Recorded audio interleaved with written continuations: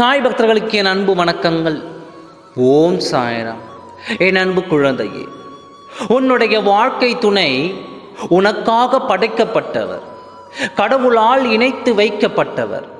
இப்பொழுது இருக்கும் சூழ்நிலையை வைத்து எந்த ஒரு முடிவையும் நீ எடுக்காதே. சிறிது காலம் பொறுமையாக இரு. அனைத்தையும் நான் தான் மாற்றுவேன்.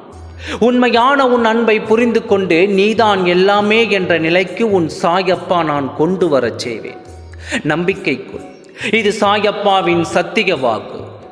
கோபமாய் பேசினால் குணத்தை இழப்பாய், அதிகமாக பேசினால் அமைதியை இழப்பாய், வெட்டியாக பேசினால் வேலையை இழப்பாய், வேகமாக பேசினால் அர்த்தத்தை இழப்பாய், பொய்யாக பேசினால் நற்பெயரை இழப்பாய், அவதூறாக பேசினால் இறையருளை இழப்பாய், அநீதியாக பேசினால் அனைத்தையும் இழப்பாய், சிந்தித்து பேசினால் சிறப்போடு இருப்பாய். நீ சிந்தித்து செயல்படு.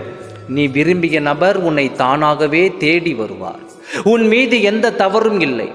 அதனால் நீ எதற்கும் பயப்பட வேண்டிய அவசியமே இல்லை. நீ பார்த்து கொண்டே இரு. உன்னை கோபுரத்தின் உச்சியில் நான் அமர வைக்கப் போகின்றேன். உன் துணையிடம் நான் சொல்லும் ரகசியத்தை சொல். நீங்கள் இருவரும் ஒன்றாக சேர்ந்து சந்தோஷமாக வாழப் போகிறீர்கள். சந்தோஷமாக இரு. நல்லதே நடக்கும். ஓம் சாய்ராம்.